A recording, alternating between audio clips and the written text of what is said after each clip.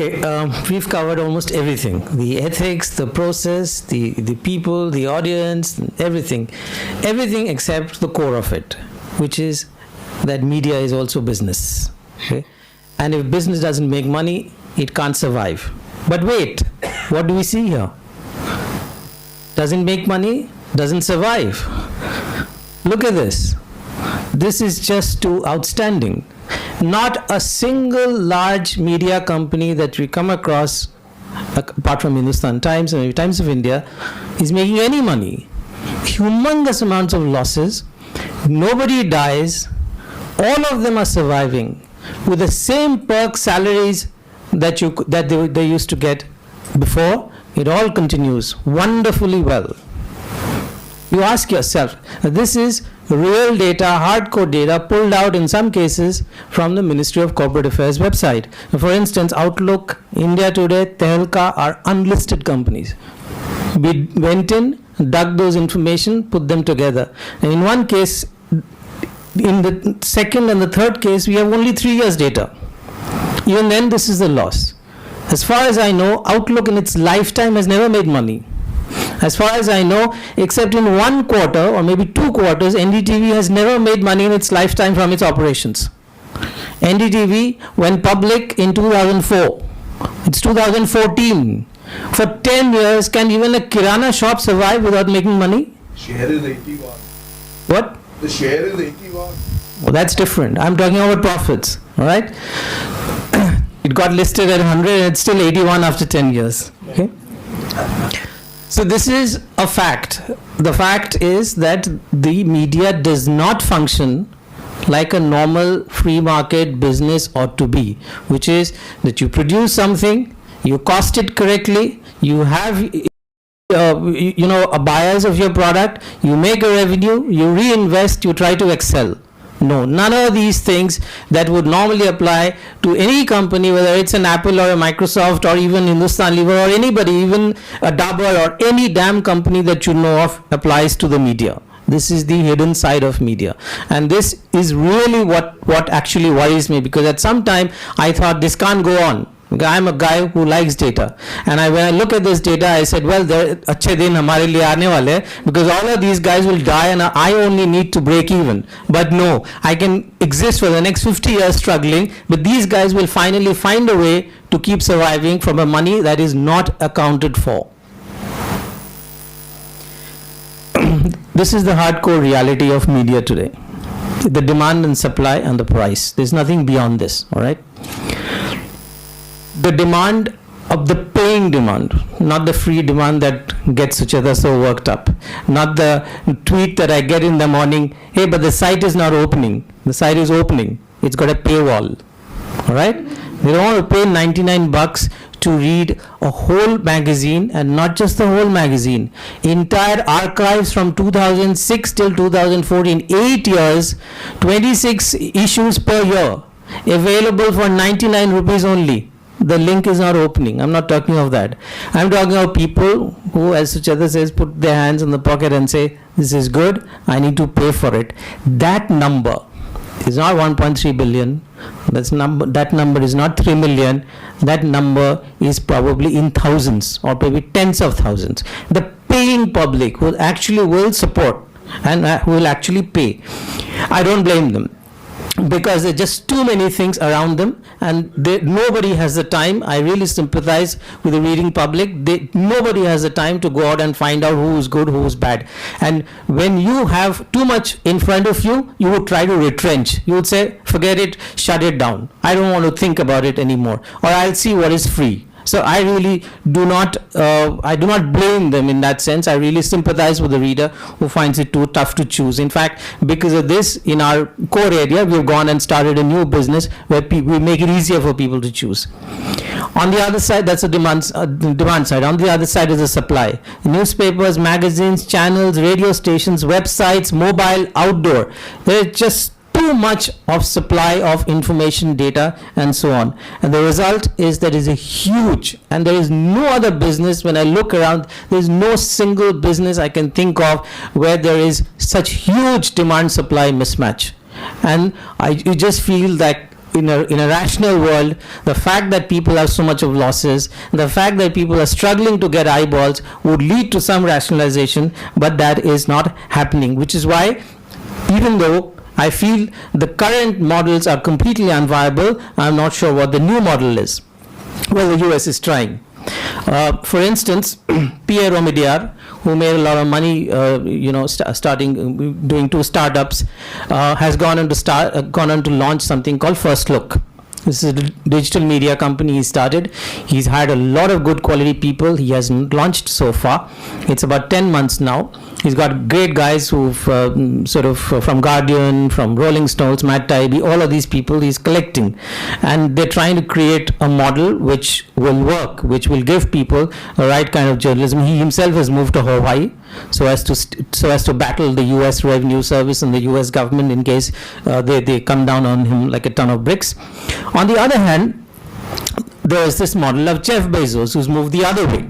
He made his money in .com, in Amazon, and he's gone and bought Washington Post for about $250 million. He probably wants to refashion it. Nobody knows what he wants to do. He's got ideas. He's a bright guy. But we'll probably see a model coming out of what these two people do, and coming on from completely opposite directions. Meanwhile, what the public wants is something else. There is this organization, there's a website called BuzzFeed, with stories like these. This potato looks like a shark and now no one's safe. All right? This is a headline and it gets millions and millions of page views. Or they have an Indian feed where 31 relatable Shah Rukh Khan gifs for everyday situations. This is your website for you. And it got $50 million from Mark Andreessen, the guy who had invented Netscape. It's valued at $850 million, which is far more than what the newspapers like Washington Post and New York Times are. It's got 75 million unique visitors a month. This is what people are reading. This is what people want. This is what people are funding. It's such an incredible world. Now, how will they make money?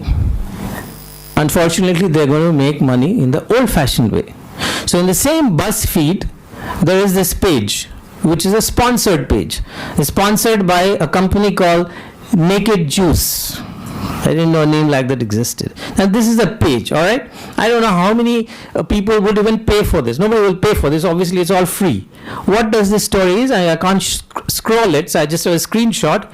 The story is definitive proof that kale, it's a vegetable, is the Marilyn Monroe of foods.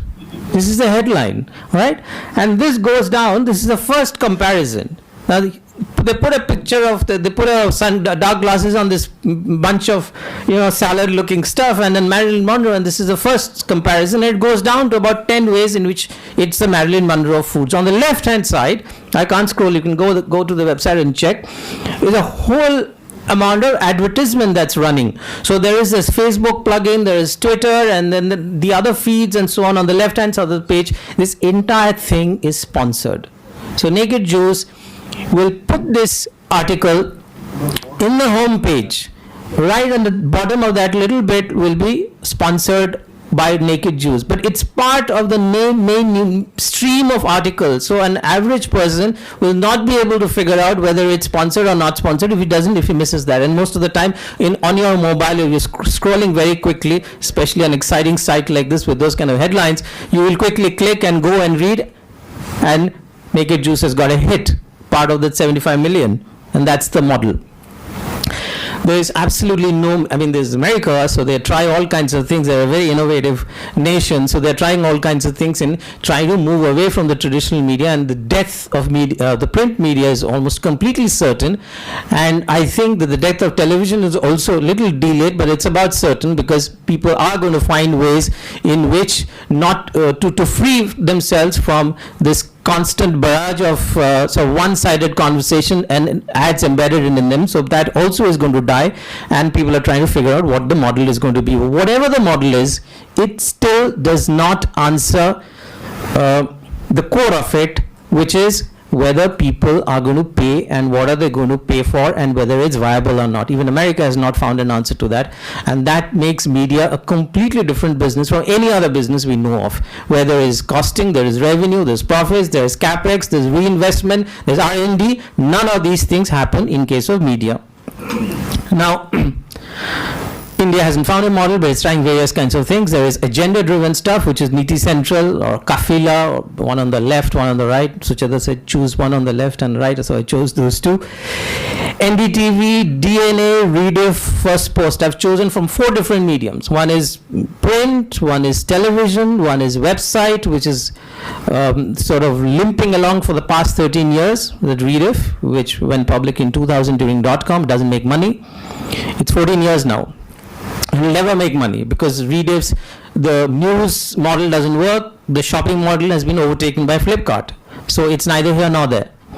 First Post will certainly never ever make money, given the fact that eyeballs and advertising and clicks is over. That era of banner ads and stuff like that is completely over, and people in the US are, as I showed you in BuzzFeed, the way they're trying to find new ways of making money. They're still not. They claim to be profitable, but most people are very, very skeptical about it. But this is the great thing about India. Nobody dies. Unlike in the US, people it didn't work, too bad, they shut it down, and the next they get funding from the next VC because he's got scars to show, he's a good fighter. So unlike Omidyar or Bezos, also, where they're, rich people are willing to experiment with, Narayan Murthy, I have nothing against him personally, but it just so happens he was in the NDTV board for lending his name when it went public, never attended any meeting, and quietly resigned. His name lending going on. He also funded Arvind Kejriwal, but he never funded any independent media as far as I know. Right? So even the rich people in India behave the same way that all of us do. So my point is, bottom line of all of this is that if you want independent media, you have to pay, donate, support in whichever way they come across to you. You're a small group over here. You spread the word. A lot of other people would know social media is a way to spread these words, and that's my appeal to you, because nobody has found any other model. If we die, an independent voice dies. Thank you very much.